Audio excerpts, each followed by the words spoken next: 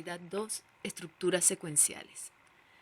Observaremos qué son las estructuras, cuál es la metodología para la construcción, las reglas sintácticas y semánticas para elaborarlos y vamos a resolver problemas usando esta estructura.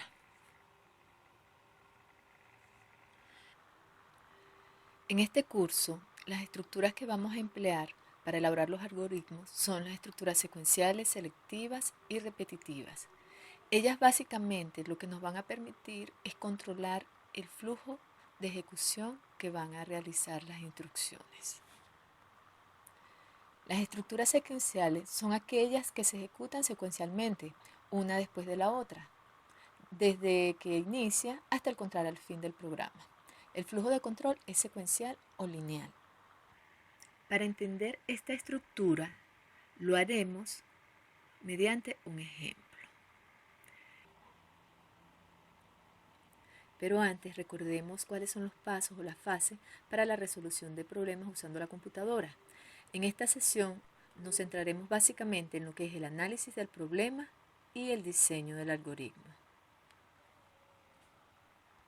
En el análisis del problema, en base al enunciado debemos identificar cuál es la entrada, la salida y el proceso requerido, mientras que en el diseño del algoritmo es que vamos a escribir el paso a paso para solucionar ese problema.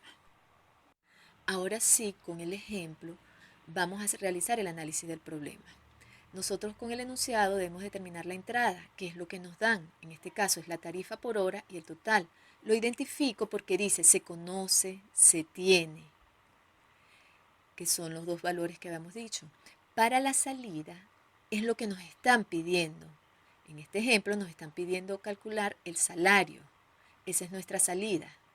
Mientras que para el proceso es cómo yo obtengo ese salario. Es bien sencillo, simplemente los datos de entrada multiplico la tarifa por las horas.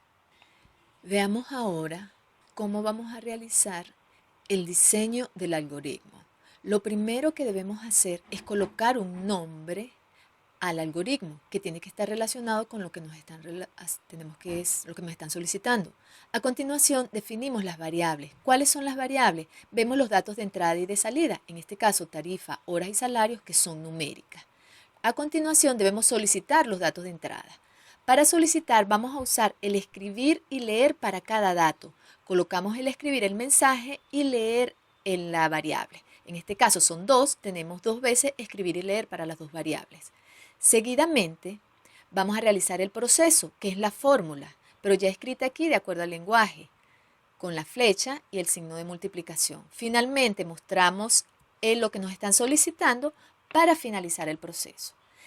En resumen, veamos cuáles son los pasos que ustedes deben aprenderse para diseñar un algoritmo. Lo primero es colocar el nombre del algoritmo.